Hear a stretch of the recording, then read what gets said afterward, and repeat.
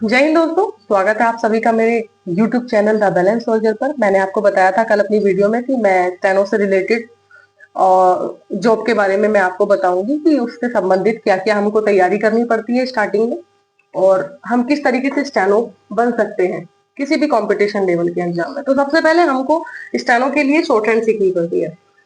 तो short hand में हमको, जैसे अगर मान के चलिए आपको सीआरपीएफ में आना है, तो सीआरपीएफ में आपको शॉर्ट हैंड के लिए 80 वर्ड प्रति मिनट का मैटर लिखना आना चाहिए। हिंदी हो या इंग्लिश हो, 80 ही मांगता है। हाँ, इसमें टाइपिंग स्पीड अलग हो जाती है। अगर इंग्लिश में आप शॉर्ट हैंड लिखते हैं तो आपको 50 मिनट दिए जाते हैं, और यदि आप हिंदी में शॉर्ट हैंड लिखते हैं तो आपको 65 मिनट्स दिए जाते हैं, क्योंकि हिंदी की शॉर्ट हैंड थोड़ी सी टफ होती है अकॉर्डिंग टू इंग्लिश। अभी जब हमारा एग्जाम हुआ था, हमारी 2017 में वैकेंसी आई थी, मैं 18 में भर्ती हुई थी। तो 2017 में जो वैकेंसी थी उसमें सबसे पहले इन्होंने पेपर करवाया था।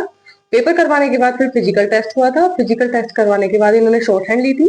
शॉर्ट हैंड क्लियर होने के बाद मेडिकल, और मेडिकल के बाद एक फाइनल मेरिट लिस्ट लगवाई थी इन्होंने, जिसमें सिलेक्शन हुआ था। तो 2018 मार्च तक सभी बच्चों ने ज्वाइन कर लिया था, जो भी हमारे साथ के बच्चे थे। तो उसके बाद अभी फिर 2024 में ये वैकेंसी आई थी। तो 24 में इन्होंने पूरा जो पैटर्न है वो अलग कर दिया। इन्होंने जो शॉर्ट हैंड है, पहले 40 गलती माफ होती थी, अभी इन्होंने परसेंटेज के हिसाब से वो चीजें बांध दी हैं। तो अभी थोड़ा मैटर अलग हो गया है, तो उसी हिसाब से अभी तैयारी करनी है।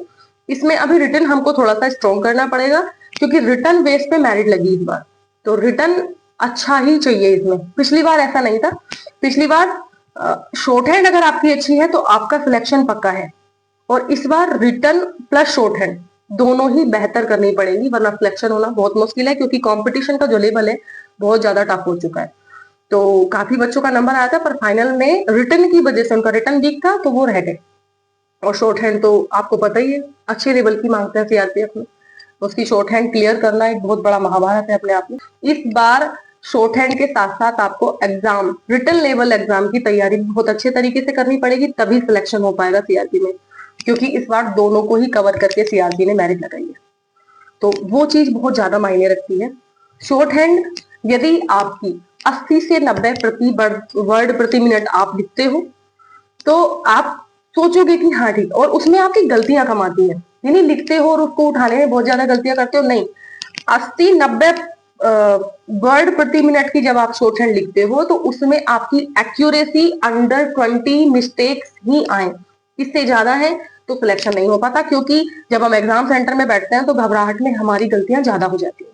इसलिए हमें अपनी तरफ से ये करना है कि यदि हम 80 से 90 के बीच का मैटर लिख रहे हैं, तो उसमें हम गलती अंडर 10 ही लाएं, तभी आपका सिलेक्शन पॉसिबल है। मेरी भी अंडर 10 ही गलती आती थी, और फाइनली जब मेरा सिलेक्शन हुआ तो मेरी इसमें 25 गलतियां निकली थी।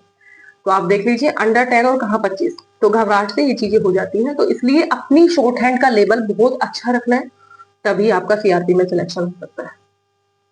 और फाइनली जब हम स्टेनो बन जाते हैं, तो हमारा जो वर्क ऑफ नेचर है उसकी वीडियो मैं अलग से बनाऊंगी, और मैं आपको स्टेनो का ऑफिस भी दिखाऊंगी कि स्टेनो का ऑफिस कैसा होता है, और सबसे ज्यादा स्पेशलिटी क्या है स्टेनो की कैडर में, क्योंकि उसको कहीं बाहर जाना नहीं होता, ग्राउंड की जॉब नहीं करनी होती, ऑफिसर्स के अंडर ही रह के काम करना होता है। अलग अलग टेबल नहीं मिलती, एक ही टेबल मिलती है स्टेनो की।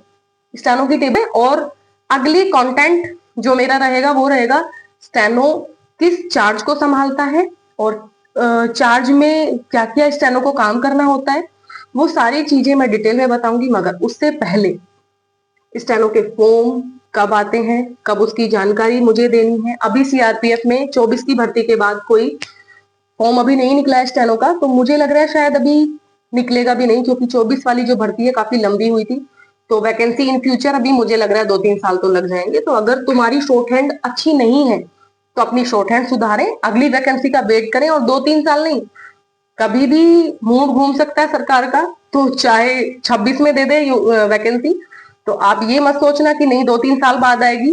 तो आप अभी से तैयारी स्टार्ट करेंगे, तब आप सीआरपीएफ का मैटर लिखने लायक होंगे, क्योंकि सीआरपीएफ का मैटर एक अपने आप में बहुत टफ और काफी भारी होता है।